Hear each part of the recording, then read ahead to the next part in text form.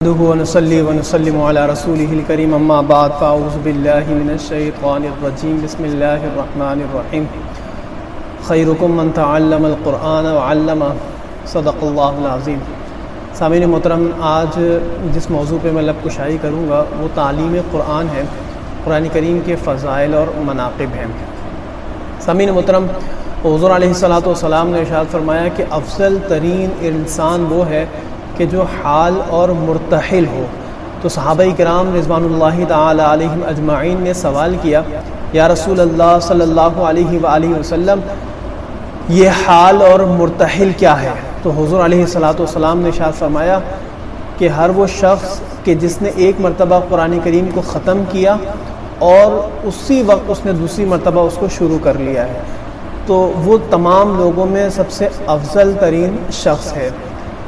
حضرت سیدنا امام اعظم ابو حنیفہ رحمۃ اللہ تعالی علیہ نے ارشاد فرمایا کہ قرآن کریم کا حق یہ ہے کہ کم از کم سال میں 2 مرتبہ اس کی مکمل تلاوت کی جائے۔ حضرت حسن بصری رحمۃ اللہ تعالی علیہ سے بھی اسی طرح کا ایک قول منقول ہے۔ بعض لوگوں نے کہا، بعض علماء کرام نے فرمایا کہ جو قرآن کریم کی تلاوت کرنے والا ہے اس پر فرض ہے کہ وہ 2 مرتبہ سال میں قرآن کریم کی تلاوت کرے۔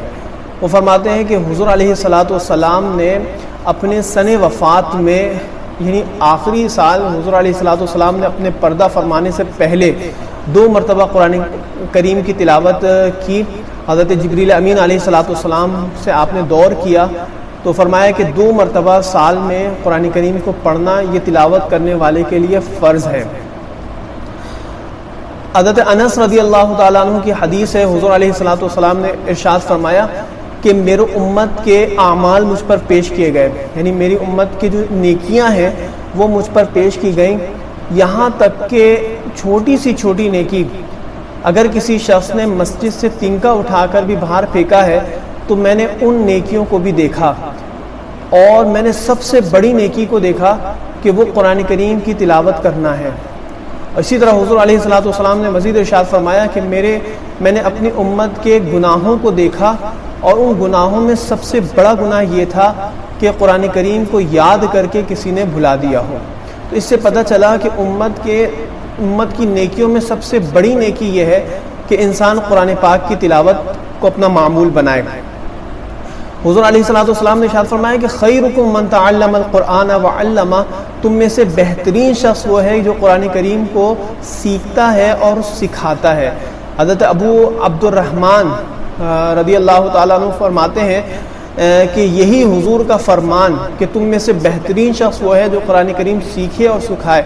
فرمایا کہ اسی فرمان کی وجہ سے میں آج یہاں پر بیٹھا ہوں اور بچوں کو قرآن پاک کی تعلیم دے رہا ہوں، یعنی مجھے اگر یہاں پر بیٹھایا ہوا ہے تو وہ حضور علیہ الصلاۃ والسلام کی یہ حدیث ہے کہ جس کی وجہ سے میں یہاں سے اٹھتا نہیں ہوں۔ یہی عبد الرحمن ہے کہ جن کو اللہ تعالیٰ نے یہ سعادت عطا فرمائی کہ حسنین کریمین کو قرآن پاک کی تعلیم دینا جو ہے وہ انہی کے حصے میں آیا۔ یہ حضرت امام حسن اور حسین کے استاد ہیں۔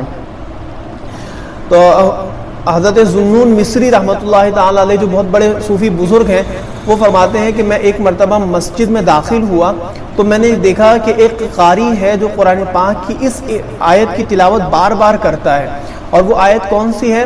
فرمایا کہ وَسَقَاهُمْ رَبُّهُمْ شَرَابًا طَهُورًا، کہ اللہ تبارک اس کا رب جو ہے وہ انہیں پاکیزہ شراب پلائے گا۔ حضرت ذوالنون مصری رحمۃ اللہ تعالیٰ علیہ فرماتے ہیں کہ بار بار وہ قاری اس آیت کی تلاوت کر رہا تھا اور اپنے ہونٹوں کو چاٹ رہا تھا، اپنے ہونٹوں پر زبان کو پھیر رہا تھا۔ تو مجھے حیرانگی ہوئی تو میں اس کے قریب گیا اور میں نے کہا کہ آخر یہ معاملہ کیا ہے؟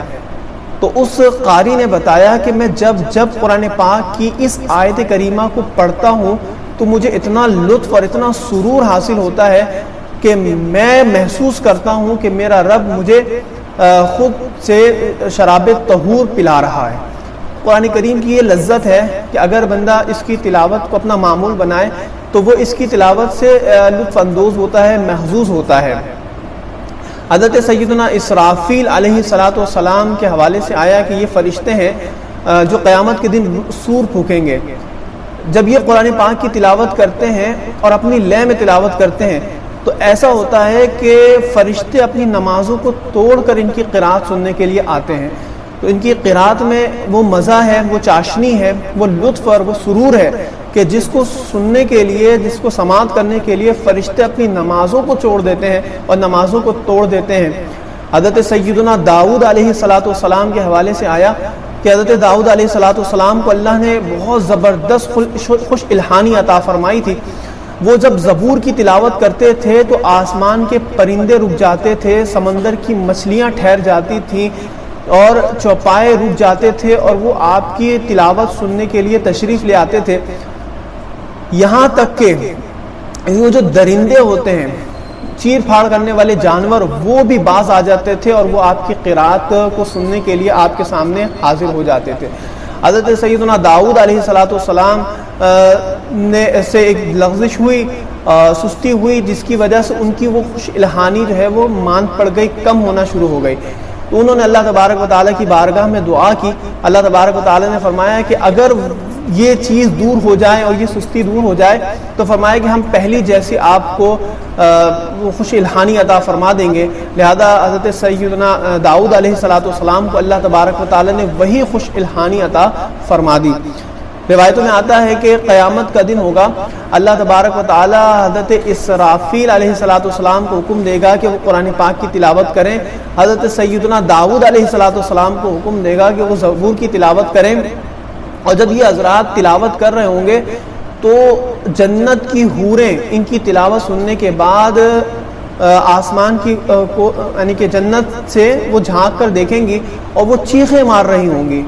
اور اسی انداز سے جب جنت میں دخول ہوگا تو پھر جنتی کو اللہ تبارک و تعالی سلامتی عطا فرمائے گا، سلام کہے گا. قرآن کریم فرقان حمید کی آیت مبارکہ تحیتہم یوم یلقونہ سلام کا یہی مطلب ہے کہ جب جنتی جنت میں جا رہے ہوں گے، تلاوت قرآن کریم کے سائے میں جائیں گے، تو ان کا رب ان کا استقبال اس انداز سے کرے گا کہ وہ رب ذوالجلال ان آنے والوں کو سلام کہہ رہا ہوگا.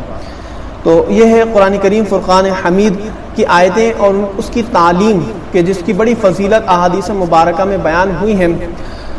اور حضور علیہ السلام کی ایک حدیث ہے کہ جس میں آپ علیہ السلام نے ارشاد فرمایا کہ بلغوا عنی ولو آیہ، کہ پہنچا دو مجھ سے اگرچہ ایک آیت کیوں نہ ہو. لہذا امت کے ہر فرد کے اوپر لازم ہے کہ وہ قرآن کریم کی تعلیم حاصل بھی کرے اور اس کو دوسروں تک پہنچائے بھی. یہی وجہ ہے کہ اسلاف میں یہ معمول تھا کہ ہر ایک بندہ قرآن کریم کی تعلیم حاصل بھی کرتا تھا اور آگے لوگوں کو پھیلاتا بھی تھا. لیکن بعد کے زمانے میں لوگوں نے اس طرف توجہ نہیں کی. یہی وجہ ہے کہ اب چونکہ تعلیم قرآن مخصوص لوگ ہیں کہ جو تعلیم قرآن دے رہے ہیں، ان کے لیے اجرت بھی مقرر کی ہوئی ہے. تو یہ تو بہت ہی اعلیٰ اور اجر کا معاملہ ہوگا کہ اگر کوئی شخص بغیر اجرت کے محض اللہ کی رضا کے لیے قرآن پاک کی تعلیم دے تو فرمایا کہ اس کا ثواب اللہ تبارک و تعالیٰ اس کو نبیوں کے برابر عطا فرمائے گا. اور اگر کسی نے اجرت لے کر قرآن کریم کی تعلیم دی تو فرمایا کہ اگر اس نے تقاضا نہیں کیا اور کسی نے از خود خوشی سے اس کو دے دیا تو فرمایا کہ یہ بھی بہتر ہے. اور اگر کسی نے اجرت کو مقرر کر کے تعلیم دی ہے تو فرمایا کہ یہ بھی جائز ہے. حضور علیہ السلام کے ایک صحابی حضرت ابو سعید خدری رضی اللہ تعالیٰ عنہ روایت کرتے ہیں کہ ایک مرتبہ صحابہ کرام جہاد پہ جا رہے تھے کہ راستے میں انہوں نے ایک جگہ پر قیام کیا اور ایک شخص آیا اور اس نے آ کر کہا کیا تم میں کوئی ایسا بھی شخص ہے کہ جو منتر پڑھتا ہو؟ تو ایک صحابی کھڑے ہوئے کہنے لگے کیا معاملہ ہے؟ تو اس آنے والے نے کہا کہ ہمارے سردار کو سانپ نے کاٹ لیا ہے اور تم میں سے کیا کوئی ایسا ہے کہ جو اس کو ٹھیک کر دے؟ تو وہ صحابی رسول کھڑے ہوئے اور گئے اور جانے کے بعد سورہ فاتحہ کی تلاوت کر کے اس پر دم کر دیا اور سردار بالکل ٹھیک ہو گیا. تو اس نے پھر اس صحابی رسول کو انعام اور اکرام کے طور پر بکریاں عطا فرمائی کہ ابتداءً تو وہ نہیں لے رہے تھے. جب حضور علیہ السلام سے اس کے حوالے سے پوچھا تو آپ علیہ السلام نے پہلے یہ پوچھا کہ تم نے کیا کس چیز کی تلاوت کی تھی؟ تو انہوں نے فرمایا کہ سورہ فاتحہ کی تلاوت کی تھی. تو حضور نے پوچھا کہ تمہیں کس نے بتا دیا کہ یہ سورت دم کے کام آتی ہے، دم درود کے کام آتی ہے؟ تو اس صحابی رسول نے فرمایا کہ یہ میرا ایمان تھا کہ یہ سورت ہر بیماری کے لیے علاج ہے. تو حضور علیہ الصلوۃ والسلام نے پھر صحابی سے فرمایا کہ آپ کے لیے یہ تحفہ لینا بھی جائز ہے، اور فرمایا کہ اس میں پھر ہمارا حصہ بھی مقرر آپ کر دیں۔ تو اس سے پتہ چلا کہ اگر کوئی شخص تعلیم قرآن کے اوپر اجرت لیتا ہے تو یہ بھی جائز ہے اور یہ بھی حلال ہے۔ تو قرآن کریم فرقان حمید کی تلاوت کو اپنا معمول بنائیں اور اس کی تلاوت اور اس کی جو ہے وہ تعلیم کو عام کرنے کی کوشش کریں۔ اللہ تبارک و تعالی ہم سب کو عمل کرنے کی توفیق عطا فرمائے۔